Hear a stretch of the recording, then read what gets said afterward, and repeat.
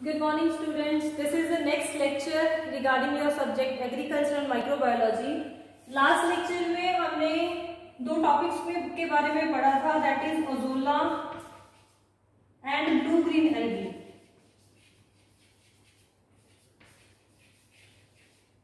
वो ऑर्गेनिज्म जो आते तो माइक्रोब्स में ही है लेकिन बैक्टीरिया की कैटेगरी में नहीं है, उसके बारे में हमने थोड़ी सी डिटेल पढ़ी थी. उसके बाद ऐसे ही एक और एसोसिएशन है जिसको हम बोलते हैं माइकोराइजा. आपके सिलेबस में ये टॉपिक एज इट इज लिखा हुआ है माइकोराइजा. सो उसके बारे में पढ़ेंगे आज के माइकोराइजा क्या है, किस चीज का नाम है, कितनी तरह का माइकोराइजा होता है. ठीक है. सो जो माइकोराइजा है बच्चे, ये कोई ऑर्गेनिज्म नहीं है, it's an association, it's a relationship, association और रिलेशनशिप बिटवीन अ फंगस, एक फंगल ऑर्गेनिज्म और प्लांट रूट्स के बीच में एक रिलेशनशिप है, एक एसोसिएशन है. कैसी association? Symbiotic association. So mycorrhiza is a symbiotic relationship और symbiotic association between a fungal organism and plant roots. हम इसे माइक्रोबायोलॉजी में क्यों पढ़ रहे हैं? क्योंकि ये एसोसिएशन किस चीज के बीच है? फंगस के बीच में, फंजाई के बीच में, जो कि एक माइक्रोब है. फंगस की एसोसिएशन प्लांट रूट्स के साथ, उसको हम बोलते हैं माइकोराइजा. क्यों जो फंगल ऑर्गेनिजम्स हैं वो प्लांट्स के साथ एसोसिएशन में आते हैं? कारण क्या है उस चीज का? इट्स अ सिम्बायोटिक रिलेशनशिप बच्चे. सिम्बायोटिक मतलब म्यूचुअलिज्म रिलेशनशिप है, दोनों के लिए फायदा होगा. फंगस को भी कोई ना कोई फायदा है, प्लांट को तो है ही है. एसोसिएशन हो रही है किसी कारण के लिए हो रही होगी. वो कारण क्या है? जो फंगल ऑर्गेनिज्म है बच्चे, वो न्यूट्रिएंट्स अपटेक करके देते हैं प्लांट्स को. जो प्लांट रूट्स है वो किस हद तक ही जो सॉइल है उसके अंदर पेनिट्रेट कर सकती हैं, उसके बाद वो नहीं जाएंगी वहां तक. ठीक है. एक रीजन के बिहाइंड अगर उसने न्यूट्रिएंट्स को लेना है, सॉइल को ज्यादा फर्टाइल होना है, प्लांट्स को ज्यादा न्यूट्रिएंट्स चाहिए, तो जो माइकोराइजा है, फंगल ऑर्गेनिजम्स है, वो न्यूट्रिएंट अपटेक में हेल्प करते हैं प्लांट की. चलो, प्लांट को फायदा पता चल गया कि जो प्लांट्स है वो माइकोराइजल एसोसिएशन क्यों करते हैं. सो फिर फंगस का क्या फायदा है? फंगस क्यों माइकोराइजल एसोसिएशन करता है? फंगस को मिलता है न्यूट्रिशन. जो प्लांट रूट है, प्लांट रूट से फंगस अपना क्या लेती है? न्यूट्रिशन, खाना लेती है.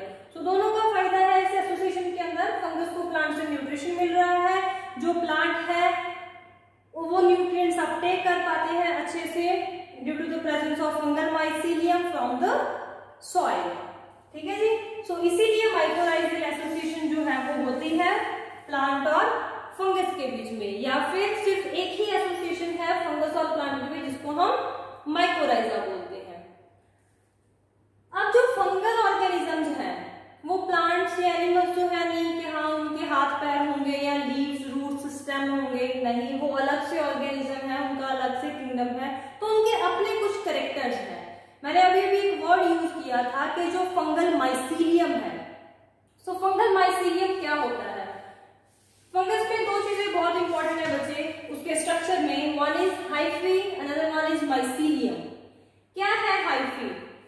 हाइफी लॉन्ग ब्रांच्ड, लंबे और ब्रांच थ्रेड लाइक स्ट्रक्चर्स होते हैं जिनसे फंगस की बॉडी बनती है. जब हम फंगस को देखते हैं तो हमें फंगस ज्यादा नहीं तो कॉटन जैसा बस ऐसे कुछ मास सा दिखता है, लेकिन अगर हम उसको माइक्रोस्कोप के अंदर देखेंगे तो फंगल की जो बॉडी है, फंगस का जो स्ट्रक्चर है, वो किससे मिलकर बनता है? हाइफी से.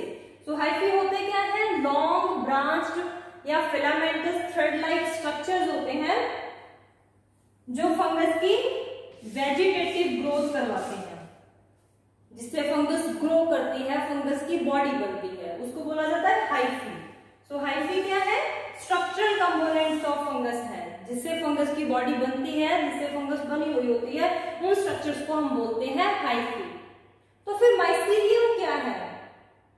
Mycelium is the mass of hyphae.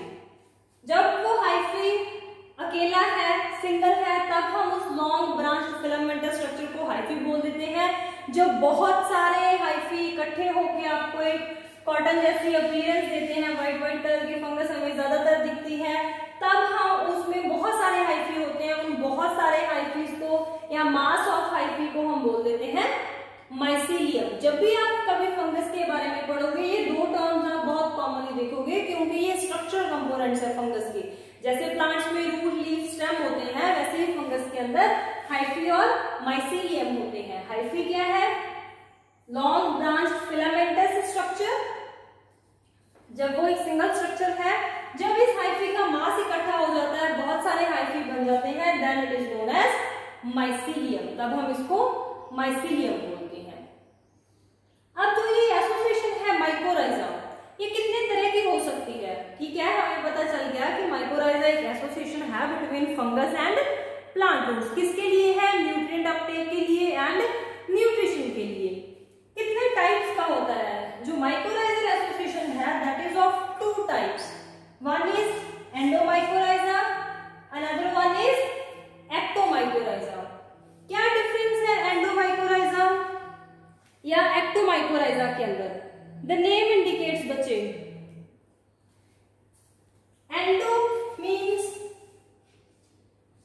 Internal या फिर इनसाइड, एक्टो मीन्स एक्सटर्नल या फिर आउटसाइड।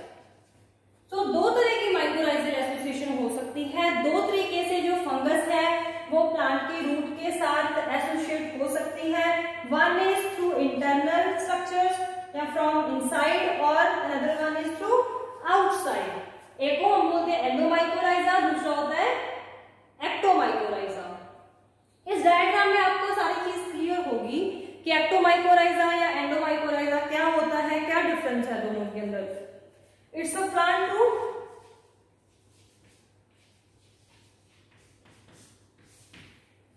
ठीक है। ये सारे सेल्स हैं प्लांट रूट के। इस साइड पे बना हुआ है बच्चे ectomycorrhiza. Ecto means external, outside. कोई स्पोर है, उस स्पोर से माइसीलियम ग्रो कर रहा है। देखो मैंने यहाँ पे मेंशन कर रखा है, it's a mycelium. Mycelium grow कर रहा है। माइसीलियम कहां तक ग्रो हुआ? ये देखो, ये सारा यहाँ तक माइसीलियम ग्रो हो रहा है। इधर ऊपर भी चला गया, फिर यहां से ये माइसीलियम ग्रो करते करते सेल्स के इन बिटवीन जो डार्क स्ट्रक्चर आपको दिख रहा है व्हाइट कलर का, ये सारा माइसीलियम ग्रो कर रहा है। लेकिन अगर आप एक चीज नोटिस करो, या तो mycelium outside the root surface grow कर रहा है, ये वाला पूरा स्ट्रक्चर एक स्पोर से शुरू होगा, फर्स्ट स्पोर से नई फंगस का बनना शुरू होता है, ठीक है। तो या तो वो आउटसाइड द रूट है, अगर वो इनसाइड द रूट भी है तो वो इन बिटवीन द सेल्स है, दो सेल्स के बीच में, है ना। किसी भी सेल के अंदर तक माइकोराइजा नहीं, सॉरी माइसीलियम नहीं गया। माइसीलियम या आउटसाइड द रूट है या फिर outside the cell of the root, in between the cells. ये देखो, जो सेल के बीच में जगह होती है, उन बीच वाली जगह में वो ग्रो करता है, इसलिए हम उसको बोलते हैं एक्टोमाइकोराइजा। या फिर वो माइकोराइजा, वो माइसीलियम जो सिर्फ और सिर्फ जो अपनी प्लांट रूट है उसके आउटर सरफेस पे ग्रो करेगा। इसीलिए इस तरह की जो माइकोराइजल एसोसिएशन है उसको हम एक्टोमाइकोराइजा बोलते हैं। कभी भी जो माइसीलियम है फंगस का, वो सेल के अंदर नहीं जाता और हमेशा एक नेटवर्क का स्ट्रक्चर बन जाता है जिसको बोलते हैं हार्टेज नेट। और ये हार्टेज नेट कुछ नहीं होता, माइसीलियल ग्रोथ है outside the root and outside the cells of the root. इसको बोलते हैं ectomycorrhiza. Then what is endomycorrhiza? Endomycorrhiza के लिए एक और नेम भी यूज किया जाता है बच्चे, दैट इज आर्बस्क्युलर माइकोराइजा। आर्बस्क्युलर माइकोराइजा किसको बोलते हैं? एंडोमाइकोराइजा भी बोलते हैं।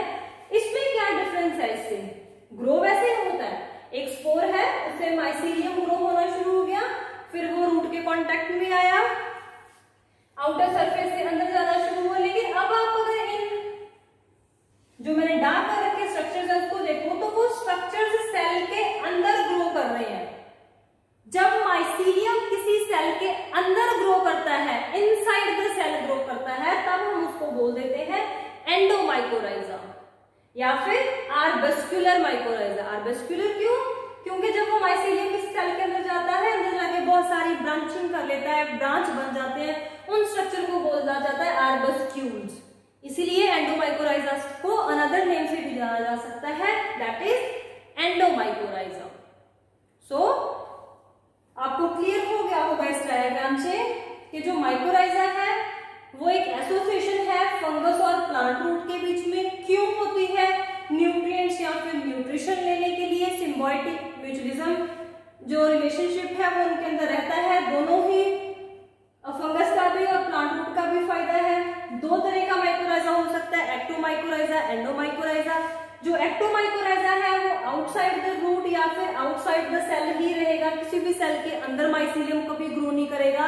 मतलब कुछ फंगस ऐसी होती हैं जो सिर्फ एक्टोमाइकोराइजल एसोसिएशन शो करती हैं, मतलब उनके माइसीलियम सेल के अंदर तक ग्रो कर ही नहीं सकते, वो सिर्फ आउटसाइड द सेल जो स्पेसिस होती हैं सेल के बीच में रूट के, सिर्फ वहीं तक ग्रो कर सकते हैं।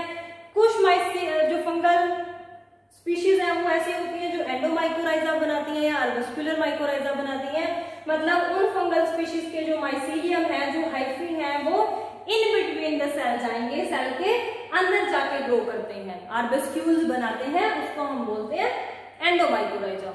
मतलब दोनों का सेम ही है, चाहे वो एक्टो है चाहे वो एंडो है, काम दोनों का ही एक है कि न्यूट्रिएंट्स को रूट तक पहुंचाना, ज्यादा से ज्यादा न्यूट्रिएंट्स रूट तक पहुंच सके। अब देखो रूट हेयर सिर्फ यहाँ तक ग्रो कर रहे हैं, तो जो रूट है मैक्सिमम यहाँ तक न्यूट्रिएंट्स ले सकती है, लेकिन स्पोर यहाँ से शुरू हो गया, यहाँ से उसने वो माइसीलियम बनाना शुरू किया, माइसीलियम ने यहाँ से न्यूट्रिएंट्स को अपटेक करना शुरू किया, तो कितना सारा एरिया इंक्रीज कर दिया इस माइसीलियल ग्रोथ ने, यहाँ से प्लांट न्यूट्रिएंट्स को अपटेक कर सकता है। और यहाँ पर स्पोर को उतना न्यूट्रिशन नहीं मिलेगा जितना न्यूट्रिशन उस माइसीलियम को रूट के अंदर जाके मिलेगा। सो दोनों का फायदा है, न्यूट्रिशन के लिए भी और प्लांट्स को न्यूट्रिएंट अपटेक करने के लिए भी through this mycorrhizal association. I hope आपको ये चीजें क्लियर हुई होंगी।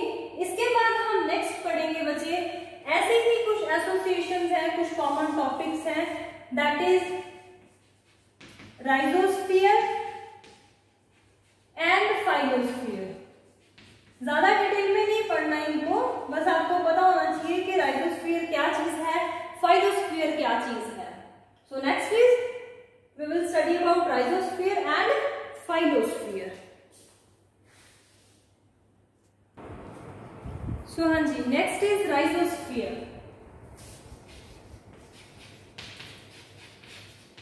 क्या है rhizosphere, किसको बोलते हैं rhizosphere या फिर phylosphere? rhizosphere या phylosphere दोनों सेम चीजें नहीं है, lots of difference between the two. पहले देखते हैं राइजोस्फीयर के बारे में। राइजोस्फीयर क्या है? कुछ नहीं बच्चे, राइजोस्फीयर एरिया है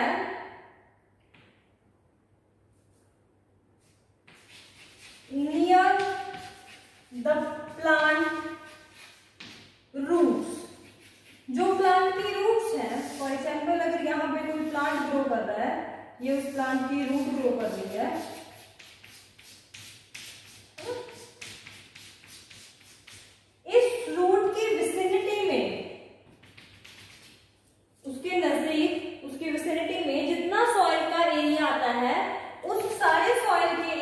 बोला जाता है राइजोस्फीयर।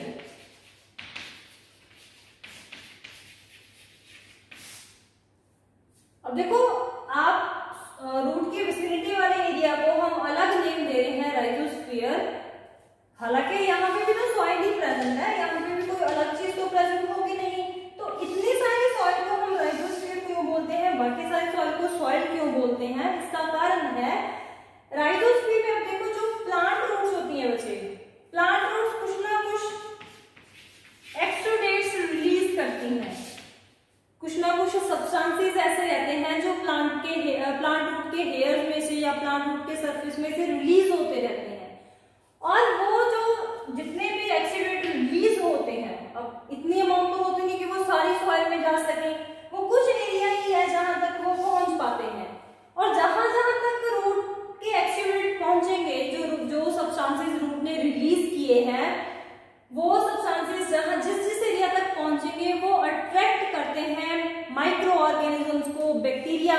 अपनी तरफ। मतलब बहुत सारे बैक्टीरिया ऐसे होते हैं जो दूर दूर तक सॉइल में प्रेजेंट होते हैं, तो जो यहाँ से एक्सुडेट्स निकलते हैं रूट में से, रूट हेयर में से, वो एक्सुडेट्स क्या करते हैं, इन बैक्टीरिया को अपनी तरफ अट्रैक्ट करते हैं।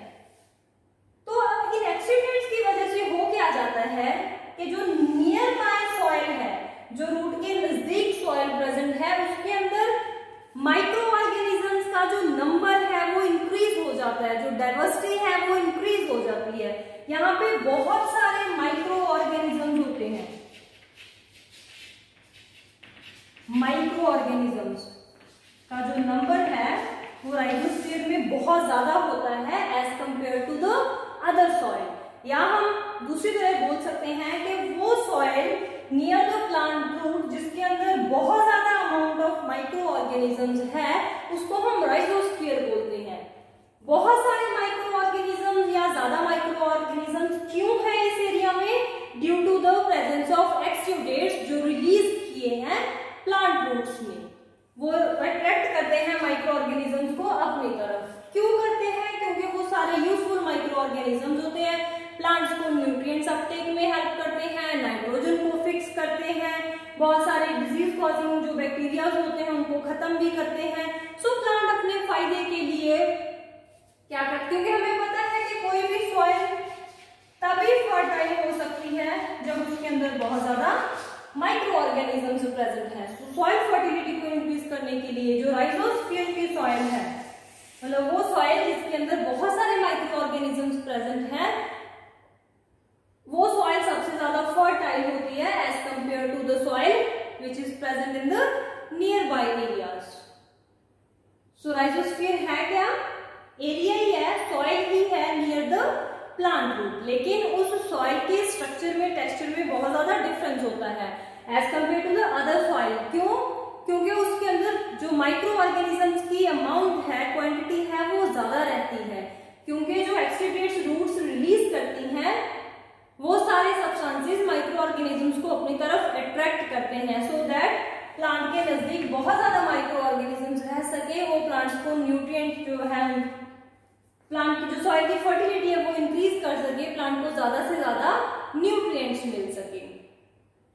जो राइजोस्फीयर है उसमें कौन से माइक्रो ऑर्गेनिजम्स होते हैं? सभी तरह के माइक्रो ऑर्गेनिज्म हो सकते हैं बच्चे। बैक्टीरिया भी हो सकती है, फंगस भी हो सकती है, प्रोटोजोआ भी हो सकते हैं। जितने भी माइक्रो ऑर्गेनिजम्स हमने माइक्रोबियल वर्ल्ड में पढ़े हैं वो सारे के सारे माइक्रोब्स जो हैं वो राइजोस्फीयर में प्रेजेंट हो सकते हैं। किसी की अमाउंट ज्यादा हो सकती है, किसी की अमाउंट कम हो सकती है। कौन कौन से फैक्टर्स हैं जो राइजोस्फीयर का जो कंपोजिशन है अपने माइक्रो ऑर्गेनिजम्स को लेके, कि कौन कौन से माइक्रो ऑर्गेनिज्म प्रेजेंट होंगे, कितने प्रेजेंट होंगे, ये चीज किस चीज पे डिपेंड करती है? या बोल सकते हो कि राइजोस्फीयर कैसा होगा, ये चीज कौन डिसाइड करता है? कौन से वो फैक्टर्स हैं? बहुत सारे फैक्टर्स हैं बच्चे। जैसे फर्स्ट है प्लांट एज, प्लांट की एज कितनी है। अब जो फास्ट ग्रोइंग अभी ग्रो कर रहा प्लांट है, थोड़ी देर हुई है उसके ग्रोथ पीरियड को, तो उसके अंदर ज्यादा कैपेसिटी होगी एक्सुडेट्स रिलीज करने की। जितने ज्यादा एक्सुडेट्स रिलीज होंगे उतने माइक्रो ऑर्गेनिज्म ज्यादा आएंगे, उतना राइजोस्फीयर ज्यादा फर्टाइल होगा। तो प्लांट की एज, जो ओल्ड प्लांट हो चुका है, जो मरने की कगार पे है प्लांट, वो उतने एक्सुडेट्स रिलीज नहीं कर पाएगा। सो राइजोस्फीयर में कौन से माइक्रो ऑर्गेनिज्म कितनी अमाउंट में प्रेजेंट होंगे ये डिपेंड करता है प्लांट एज के ऊपर, सॉइल टाइप के ऊपर। सॉइल की टाइप कैसी है? क्ले सॉइल है, सैंडी सॉइल है। अब अगर क्ले सॉइल है तो उसके अंदर तो पार्टिकल साइज इतना छोटा होता है कि जगह ही नहीं होती सॉइल पार्टिकल्स के बीच में, तो माइक्रो ऑर्गेनिज्म ज्यादा नजदीक तक नहीं आ सकते, प्लांट के ग्रो नहीं कर सकते उतने ज्यादा जितना अच्छा वो सैंडी सॉइल में या मिक्स सॉइल में ग्रो करेंगे। ठीक है, सो सॉइल टाइप कैसी है वो डिपेंड करता है। सॉइल का पीएच कैसा है? माइक्रो ऑर्गेनिजम्स की ग्रोथ के लिए एक अच्छी पीएच का होना भी बहुत जरूरी है, मतलब वो पीएच जिसके ऊपर माइक्रो ऑर्गेनिज्म अच्छे से ग्रो कर सकें। तो सॉइल की पीएच क्या है वो भी डिपेंड करेगी कि राइजोस्फीयर का स्ट्रक्चर जो है वो कैसा रहेगा। जो टेम्परेचर है उस एरिया का या उस सॉइल का टेम्परेचर भी मैटर करेगा कि कौन से माइक्रो ऑर्गेनिज्म ग्रो करेंगे, कितने नंबर में ग्रो करेंगे। So there are many factors जो ये डिसाइड करते हैं कि राइजोस्फीयर का जो जनरल स्ट्रक्चर है उसके अंदर कौन से माइक्रो ऑर्गेनिज्म आएंगे, कितनी अमाउंट में आएंगे। ठीक है जी, उसमें से कुछ जैसे प्लांट एज होगी, प्लांट की टाइप पे डिपेंड करती है, कौन सी स्पीशीज है। कुछ प्लांट स्पीशीज ऐसी हैं जो बहुत ज्यादा एक्सुडेट्स रिलीज करती हैं, जिनमें से बहुत ज्यादा सब्सटेंसेस रिलीज होते हैं, जैसे एरोमेटिक प्लांट्स जो होते हैं। लेकिन कुछ प्लांट्स ऐसे हैं जिनकी रूट्स कोई एक्सुडेट्स रिलीज नहीं करती ज्यादातर, तो उसका राइजोस्फीयर में उतने ज्यादा माइक्रो ऑर्गेनिज्म नहीं हो सकते। तो डिपेंड करता है कि प्लांट स्पीशीज कौन सी है, प्लांट टाइप क्या है। सो ये कुछ फैक्टर्स हैं जो राइजोस्फीयर को बनाते हैं, जिनकी वजह से राइजोस्फीयर का स्ट्रक्चर डिसाइड होता है। आई होप आपको क्लियर हो गया होगा कि राइजोस्फीयर है क्या, कुछ नहीं है। राइजोस्फीयर जो रूट प्लांट रूट है उसकी विसिनिटी में प्रेजेंट सॉइल को ही हम राइजोस्फीयर बोलते हैं। बस उस सॉइल के अंदर जो माइक्रो ऑर्गेनिजम्स का नंबर है वो बहुत ज्यादा होता है due to the release of exudates by plant roots, क्योंकि जो प्लांट रूट्स वहां पे बहुत सारे सब्सटेंसेस रिलीज करती हैं जो माइक्रो ऑर्गेनिजम्स को अट्रैक्ट करते हैं। उसके बाद एक हमने और पढ़ना है, दैट इज फाइलोस्फीयर। फाइलोस्फीयर क्या है मुझे? जो फाइलो टर्म है that is used for leaves, वो लीव्स के लिए यूज की जाती है। जैसे रूट्स की विसिनिटी में बहुत सारे माइक्रो ऑर्गेनिजम्स ग्रो कर सकते हैं, वैसे ही जो प्लांट के लीव्स होते हैं उनके ऊपर भी बहुत सारी माइक्रोबियल ग्रोथ होती है, बहुत सारे फंगल ऑर्गेनिजम्स, बहुत सारे बैक्टीरियल ऑर्गेनिजम्स ग्रो कर सकते हैं। सो जो लीफ के ऊपर अलग अलग तरह के बैक्टीरिया, अलग अलग तरह के फंगस ग्रो करती है, ऑर्गेनिजम्स ग्रो करते हैं, उस चीज को हम बोलते हैं phyllosphere, the growth of microbial organisms on the leaf surface, that is known as phyllosphere. इसके बारे में ज्यादा डिटेल्स नहीं है, बस ये है कि कौन कौन से बैक्टीरिया, अलग अलग तरह के बैक्टीरिया ग्रो कर सकते हैं, अलग अलग तरह की फंगस ग्रो कर सकती है। ठीक है, सो फाइलोस्फीयर आपको पता होना चाहिए क्या होता है। जैसे राइजोस्फीयर है, रूट की विसिनिटी में जो सॉइल है उसके अंदर ग्रो करने वाले माइक्रो ऑर्गेनिज्म या उस सॉइल एरिया को हम राइजोस्फीयर बोलते हैं। वैसे ही लीफ के ऊपर जब माइक्रोबियल ग्रोथ होती है, जो माइक्रोब्स लीफ के ऊपर ग्रो करते हैं, उनको हम फाइलोस्फीयर का नेम दे देते हैं। सो इसके साथ आपके जो 4 कॉमन टॉपिक्स थे, ब्लू ग्रीन एल्गी क्या है, ओजोला क्या है, माइकोराइजा क्या है, राइजोस्फीयर क्या है एंड फाइलोस्फीयर क्या है। जनरल से टॉपिक से ज्यादा डिटेल नहीं पढ़नी थी इसकी आपको, सो वो अब हमारे कवर हो चुके हैं। इसके बाद आपका बचे एक ही मेन टॉपिक रहता है कवर करने के लिए, that is use of microbes for various purposes, जैसे बायोडीजल प्रोडक्शन के लिए, बायो फर्टिलाइजर्स के लिए। मतलब हम जो बैक्टीरिया है या जो माइक्रोब्स हैं उनको यूज कैसे करते हैं, उनका इंडस्ट्रियल यूज क्या है, उनका फील्ड यूज क्या है, मतलब अब हम आगे उनके यूजेस के बारे में पढ़ेंगे, वो हम नेक्स्ट लेक्चर से स्टार्ट करेंगे। That's all for today, thank you.